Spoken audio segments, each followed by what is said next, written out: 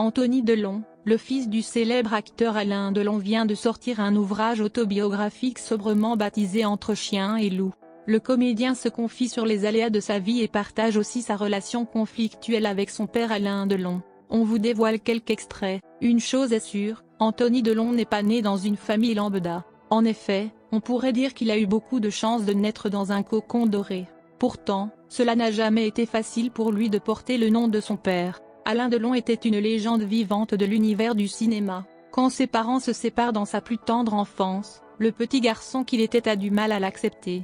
Alors, il a exprimé à sa manière sa colère. En effet, c'était un enfant et un adolescent plutôt insolent, perturbateur, un vrai rebelle en somme. Il passera de pensionnat en pensionnat afin de revenir dans le droit chemin, mais il a la tête dure et rien ne marche. En 1983, il est arrêté en possession d'une arme volée à du personnel policier.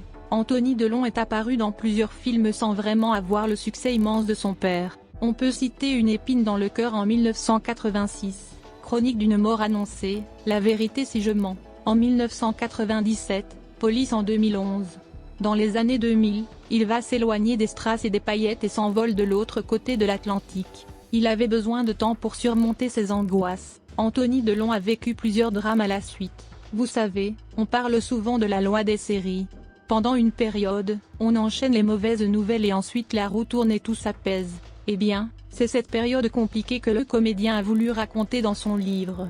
En août 2020, je suis parti en Toscane avec ma mère à qui on avait diagnostiqué un cancer fatal du pancréas. 14 mois plus tôt, mon père fait un AVC. Les années précédentes, mon parrain, Georges Baume, ma marraine, Loulou, et Mireille d'Arc étaient morts.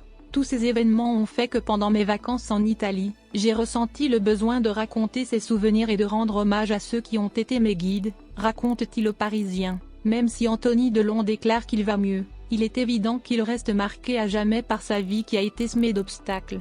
Il est d'ailleurs revenu sur l'épisode où il s'est retrouvé derrière les barreaux avec ce pistolet automatique volé. Il y avait en moi, un désir de vie très fort et un désir de mort qui venaient se superposer. On a tous besoin de tuer symboliquement ses parents, ces conneries, c'était une façon peut-être de faire dans la vie, ce que mon père faisait à l'écran. Mais quand je suis sorti de prison, je me suis dit tu as mieux à faire, s'est-il remémoré.